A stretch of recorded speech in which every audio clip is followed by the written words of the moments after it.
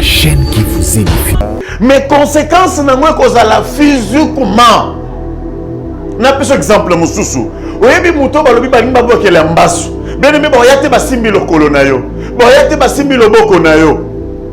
Na ke no bonde la pona ndeko mo babokela kembasu. La sœur m'a dit, pasteur, na fanda ki na moni kaka mombo mamoko ebimi ngai. Mbumana tango ebimi ngai leta na lingina kwanza yango. Na moni mbume boti mai. Mai wana ndenge ebimi na lokolo ebandi kotambola na lokolo nde lokolo vimba lokolo sali pota.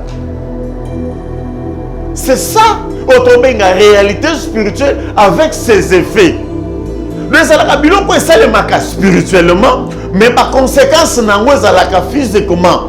Par conséquence nango ezalaka spirituellement te. Spirituellement ezalaka ba décision.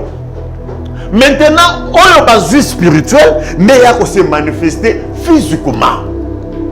Non, mon amour, pas un ambassou, ou un boy. Au mon amour, tu as épiché à l'ongwa qui n'a qu'à poto, à surtout qui a ça. C'est tout à fait normal. Ce sont des choses spirituelles. On est que spirituellement, bayebi na kozwa mutu. Maintenant, ma manifestation nango est se manifester physiquement et c'est la spiritualité. Yango moni soko tangi na mukanda ya totanga yango so tangi na mukanda ya Ephésiens chapitre 6 je crois bien. Ephésiens chapitre 6. Ephésiens chapitre 6 verset 12. Natani lo bananzambe. Yo kabalo bibo. Oh là là. Vraiment j'ai un problème de voir ici hein. Balo bibo. Car nous n'avons pas lutté contre la chair et le sang, mais contre les esprits. Car nous n'avons pas lutté contre la chair et l'esprit, mais contre le sang, mais contre les esprits, contre le monde des ténèbres, contre les dominations, contre les esprits méchants. Ce sont des esprits qui conduisent, qui condamnent. Donc, c'est-à-dire, il y a des esprits où ils ont conduit mon kili oyo. Mukomususu. Na ke Brazzaville na kena ko mission ya musala nzambe tana komi kuna na hôtel na bana ko fanda ezalaki na papa mo ezalaki na papa na gi mutabakisi papa na ba yebisinga ba betelanga lisole pa ba travailler bazana ba bi pasteur awa ndeza boy papa oyo aza sukola ka bana basi atindo kaka peso bi ke somba mouchoir ya pembe basalela te do ba mouchoir ba servir mo ba serviette do ba serviette na Brazzaville yebani abiso ko na serviette wana yemo kwa suko yabisoko bimi okeya suko liyo apeso serviette wana ochango nakata saki na soko bimi ayeba mibeli bandolanda na biso on a c'est tout à fait normal parce qu'il y a des esprits et puis bato ba kolanda eza bato normal te ce sont et kozala peka ka ba esprit mais balati nzoto pona ba attirer c'est ça parce que Bible le bi na biso na mukandef babi to na bitumbo eza ya nzoto te. Eza bitumba ya molimo. Yo muto passer ba moment oyo. Yo muto zola nanga place ozali. Okomana ba mari de nuit, femme de nuit. Olala ka lisusu biente. Bandoto dezala kaka ya liwa ya kufa. Osala misala échec sur échec. Laisse-moi te dire, spirituellement, on a déjà bloqué. Et qu'en conséquence, nous sommes pas vivre wana. La chaîne qui vous édifie.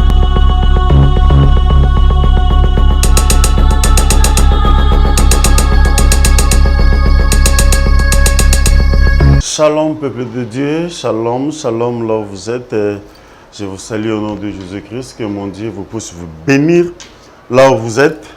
Et que, est-ce que c'est Nzambe la Pambola Bino, na Pamboli Nzambe, celui qui nous a fait grâce d'être parmi les vivants, il y a Mokolo Yalelo, et na Pamboli Studio Mobimba, j'espère mes médias, na pisse bango nyonso mbote, hein, mbote na bino nyonso, parce que vous allez, hein, Papa Charlie, Image Pro, mbote na yo, na pisse Papa Brice mbote na yo, et puis frère Nathan Mamba, mbote na bino bas sur place Bosaliona.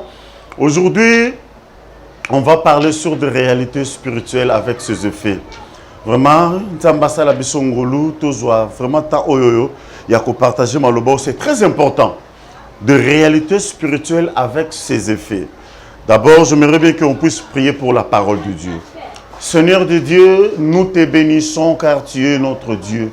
Nous sommes grandement reconnaissants pour tes bienfaits. Nous sommes venus pour parler de ta part.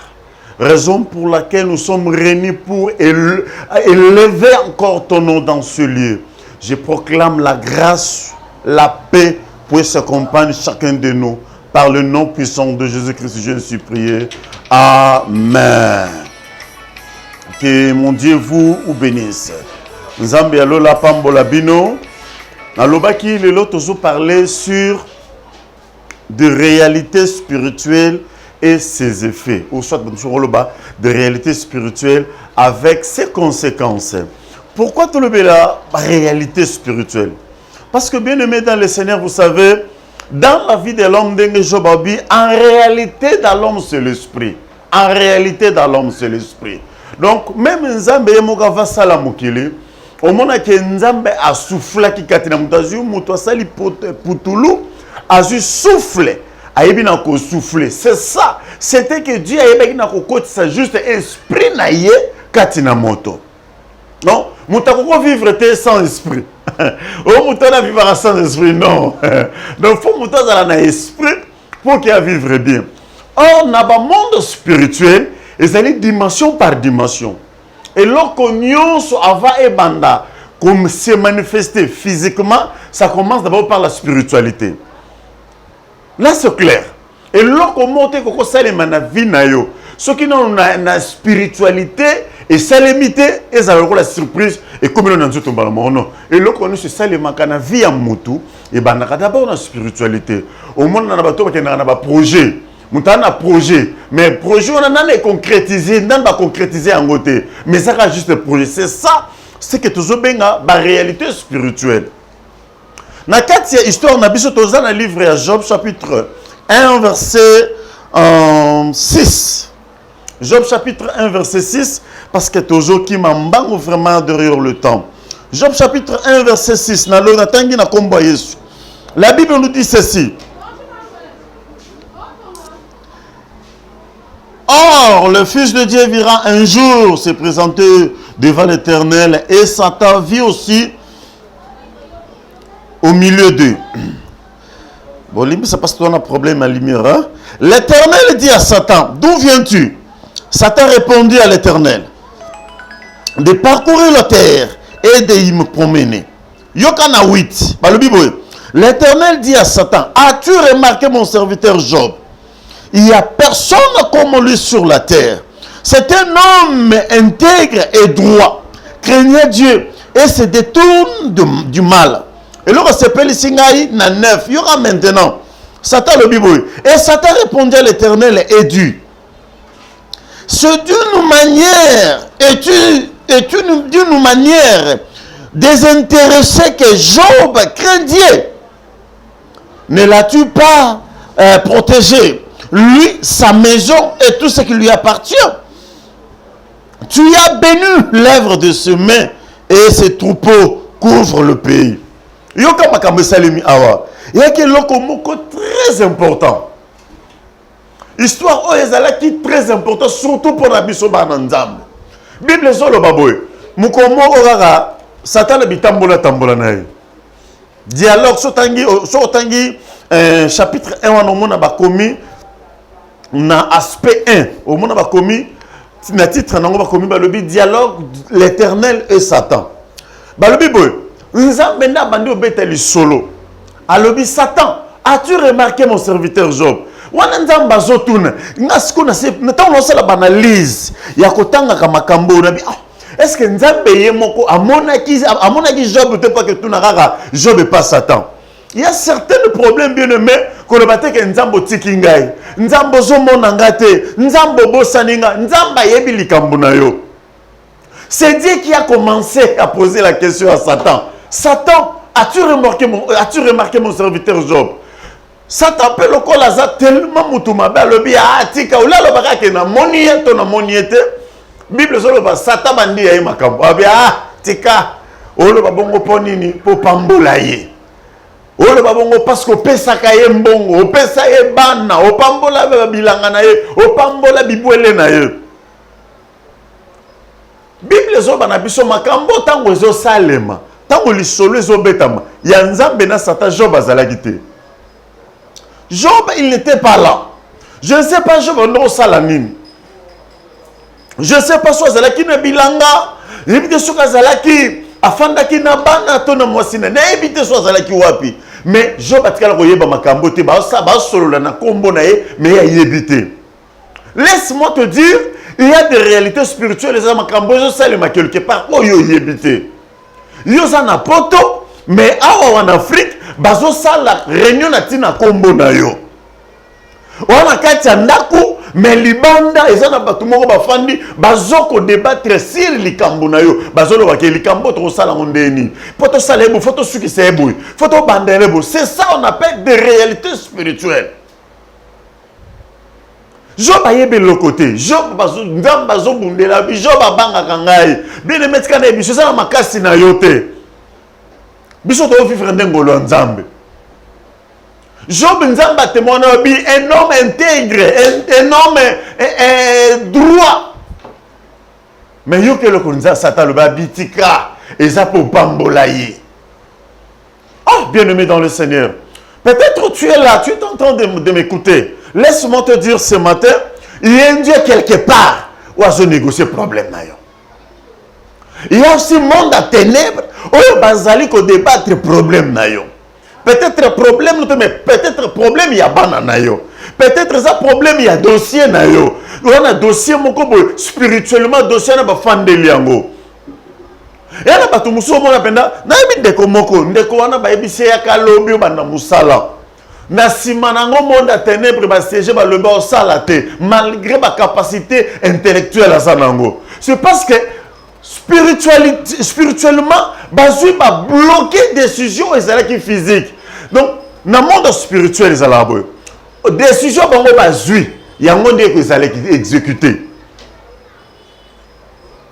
Tant qu'on va permettre à l'objet, bon, joignons sur ya Job, mais qu'on simba y était.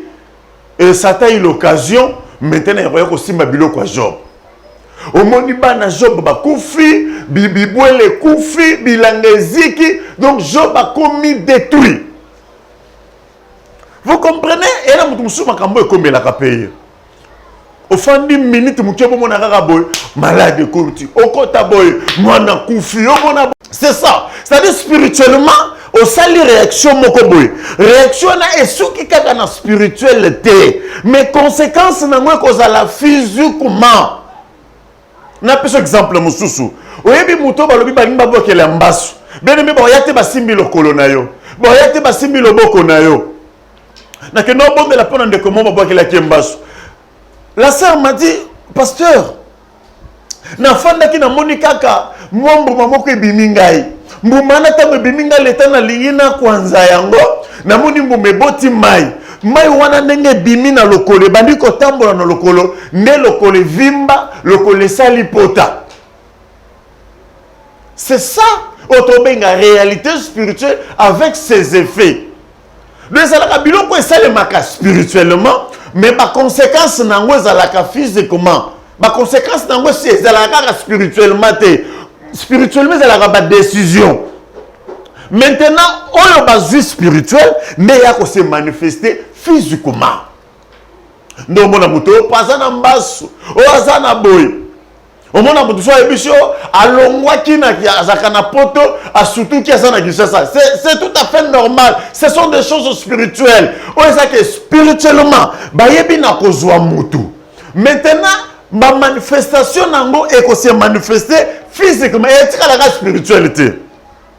Yango moni soko tangi na mukanda ya totanga yango so tangi na mukanda ya Ephésiens chapitre 6 je crois bien.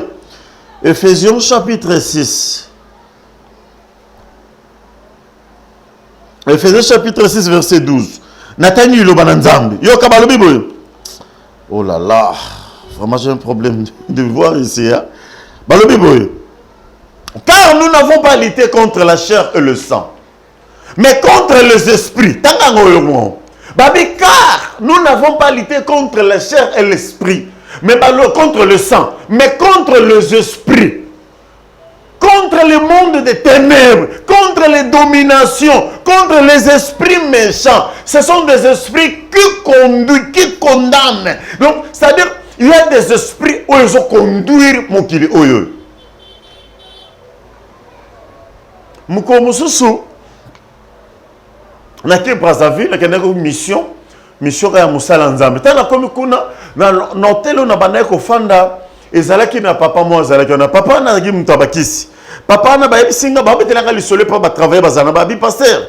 Awa ndeza boy papa oyo aza sukola ka bana basi. Altindo kaka pesio bi ke somba mouchoir ya pembe ba salela te. Do ba mouchoir ba servir mo ben en serviette. Do ba serviette na Brazzaville yebani. Abiso ko na serviette wana ye moko suko abiso ko bimi OK ya suko liyo apeso serviette wana o tchango na kata saki na soko bimi aiba mibeli bandolanda na biso on a c'est tout à fait normal parce qu'il y a des esprits et puis bato ba rolanda eza bato normal te ce sont et ça la peka ba esprit mais balati nzoto pour na ba attirer c'est ça. Parce que Bible le bina biso na mukanda fe babi to na bitumbo eza ya nzoto te eza bitumba ya molimo yo muto passer ba moment oyo yo muto zola nanga place ozali okoma na ba mari de nuit femme de nuit olala ka lisusu bien te bandoto nezala kaka ya liwa ya kufa osala misala échec sur échec. Laisse-moi te dire spirituellement on a déjà bloqué et en conséquence nous sommes pas vivre wana otali âge na balate on a ça bana nzabitala bon mona ka mabe normal te au commissaire mabe normal au comment on va vendre vie à célibataire c'est normal. Tu es à l'aise, tu te sens à l'aise quand tu es célibataire. Non, c'est pas propre, c'est pas biblique. La Bible dit il n'est pas bon que l'homme soit seul. Il faut pas la moi sinaye. Mais il y a des femmes où comment on préférait vomir à la femme libre que à la femme mariée. Et c'est l'esprit mobimba où incarné katinayo. Comment on n'a pas battu? C'est le monde à ténèbres imposé au Fiwana. Ozo bundo luka mukanda, ozo mona to luka mukanda, ozo mukanda te. Obo kangunda babo mama mo sexinga bi papa na bwa kingunda à 3 reprises ba opi melangae. Na ba bisinga na kendo ko sala soki dérogation sur le logo ninoir. Na ebisi qu'il plaît ou qu'il neige. Job a lobby, je sais que mon rédempteur est vivant, qu'il s'élèvera le dernier. Ozo mukanda. Et la maman a bien attendu pour me dire papa nzamba zolo kumu ba pesinga mukanda parce que spirituellement bakangi yokono elokono moko o récupère ondeni ozondeni sozana mosia mabondelité ya non ça l'appelle pas na bino ba na nzambe nyoso bozola na biso bobenga biso ba numéro na biso ezali wana plus 243 097 30 34 357 donc plus 243 097 30, 34, 307. Bon, bengi biso to sunga bino na banzela lo sambo to orienter bino parce que ce sont des choses de ça na ba vie ya bato. Bato belle bazo vivre ba réalité oyo. Oh réalité sa vérité te. So tangi na 3e épître ya Jean. Kuna za la épître za ba bengi 3e épître ya Jean babi. Wana souhait nzambabi nzambazobi, je souhaite que tu prospères à tous égards. C'est ça, souhait nzambe et puis vérité nzambe yangwana. Mais réalité est nzambe te. Yom tozo la nangai, nana posa na sambela na yo. Yom tozo li baku malama olanda ngai, nana posa na sambela na yo. Parce que vivre ba réalité trop. Okufe libana trop. Ena mwa mosumoka bengi ngai senga bi papa na lingi mibali misatu. Mibali nyoso soka to komi na moment ya préparation ya mariage, chaque fois mobile à côté hôpital, soit côté hôpital, ti a que le kufa. Non tika la komona raité. Famille ne ba oboy. C'est 3 fois, papa 3 fois. Ah mais papa blesse 3 fois. Tant que tu as dit on a compris que et ça là qui na kati ya famille na bango papa na bango sinaka impact. Le fait que papa na bango sinaki impact ya kili kelemba basala ki yena tour na ye asani aye ko se retirer alobi otenga nde nazabo na bongo ilanga motema ora bongo la ki motema te ezalaki moyen ya ko s'épargner na ba décision bazwaka spirituellement alors ba muziki wana basalaki ba ko so décision ba OK problème ya te car moi na neka liboso ya mwasi nde to sala ba aventure et papa Koufa, moi, je vais subir conséquences. Vous comprenez pas? Mouto sala makambo na zate, mais ils ont subir conséquences. Ce sont des réalités spirituelles et ses effets. Mais laisse-moi te dire, nous prions un Dieu qui répond par la prière. La Bible nous dit, invoque-moi au jour de la détresse. Moi, l'Éternel, je te répondrai. Et je t'annoncerai des choses cachées. Des choses que toi, tu ne connais pas. Oui, c'est vrai. Parce que ça, makambo est seulement na yébité. On a besoin de révélation. Ma famille, ils ont salé ma boutou, monnaie, tout ça dans le mois de juin, mois de juillet. Il y a des décisions, monde à ténèbres, qui n'a pas joie pour le mois de juillet. Est-ce que vous avez bango? Bible bisoko belelinga nako yanula yo. Nzamba bino suka nako yanula te. Mais nako la kiso makambo yo yebité. C'est ça que oyo yebité. Nzamba zo linga la kisayo. Des réalités oyo zo salema spirituellement, mais yo zo bika kaka conséquences na yango. Obika conséquences na yango te. Ya yo kotali kelemba butute. Au sein de l'association laisse-moi te dire, Dieu est capable de changer votre situation. Dieu est capable de changer votre réalité et comme en vérité. Dans la Bible nous dit, si le Fils de l'homme vous affranchit, vous serez réellement libre. Laisse que mon Dieu aille libérer yo. Na kombo na Yesu Christ.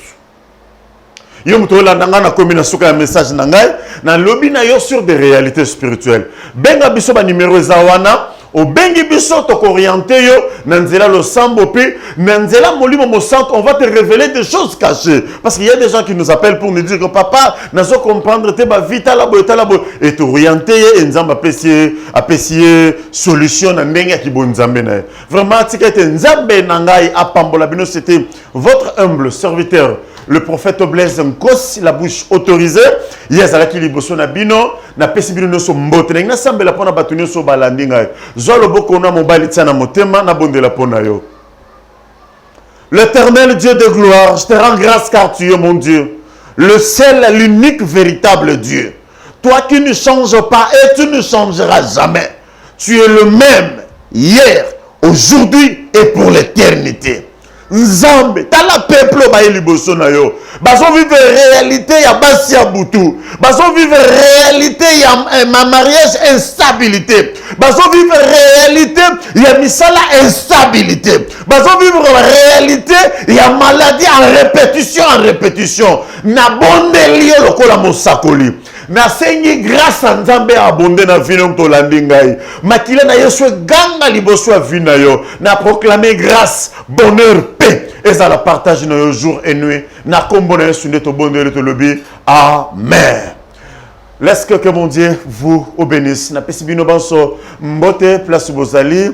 Mbote na bino na pesi Papa Jacques na Suède. Papa Jacques mbote na yo. Na maman Mado mbote na bino. Na pesi pe Maman Irène Afrique du Sud, mbote na yo, na pesi mbote lisusu epaya. Na pesi yo mbote mingi Maman Chantal, Maman Debo, hein? Yayo yango ya mbote na yo, nzamba lola pambola yo. Et puis na pesi Maman Rose mbote place ya Zali, bandeko nyoso balanda biso, na pesi bino mbote vraiment, hein? Papa Dika na Paris. Hein? Mbote na yo place Zali, nzamba lola pambola bosanité studio Mobimba, bandeko bayiba na ko accompagner biso, vraiment. Na pesi Papa Charlie Kanga Image Pro mbote na yo pe nzambe ya pambola nzamba réponse à répondre yo et puis na pesi bande konyo so bazana biso na studio mbote na bino que mon Dieu vous bénisse. HP Media, la chaîne qui vous édifie.